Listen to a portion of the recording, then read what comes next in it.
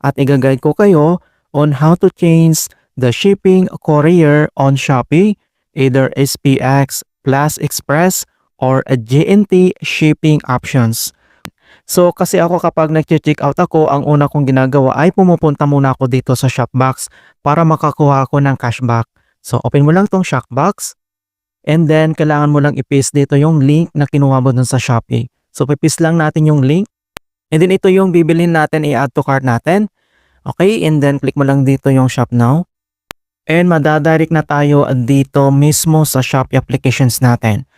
So, select ka lang dito sa Shopee or mag-add to cart ka lang kung ano yung gusto mong i-check out. Okay, so since ito yung bibilhin natin and then click mo lang dito sa baba yung add to cart. Okay, so since nandito na yung items na add to cart na natin and then dito lang sa top right corner, click mo lang dito yung add to cart settings. And then ito na siya, so select mo lang dito yung items. And then dito naman sa baba and then click mo lang dito yung checkout.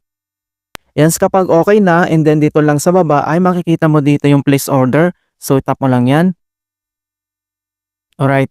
So once na place order na natin, so kailangan na natin ito maghintay within 3 to 5 minutes para mapalitan natin yung shipping options. So click mo lang dito yung home. Ayan. So hintayin natin dito yung na-add to cart na natin o na-place order natin na items na pupunta dito sa to ship para mapalitan natin. Ayan, so makikita nyo na na-transfer na dito sa to ship and then click mo lang yan. And then ito na yung items and then ang gagawin mo lang is tap mo lang dito sa taas itong to ship. And then hintayin mo lang na mag-appear dito yung change mga kaibigan. So around 3 minutes to 5 minutes dito. So kailangan mo lang mag-refresh talaga para mag-appear dito yung change mga kaibigan. So yun yung way para mapalitan natin yung shipping courier natin dito sa items na to. So ayan guys, makikita mo na nandito na yung change. So pwede natin ito palitan. So tap mo lang yan.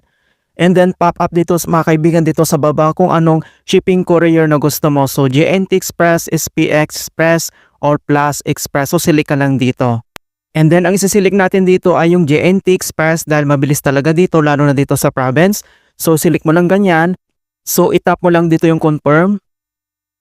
Ayan mga kaibigan. So makikita mo na dito sa shipping informations na napalitan na natin yung shipping courier, yung in-order natin na product. Okay? So click mo lang dito yung change and then select mo lang dito. Ayan guys, so ganun lang po kasimple kung paano tayo magpalit ng shipping courier sa bawat items na kine-check out natin dito sa Shopee. And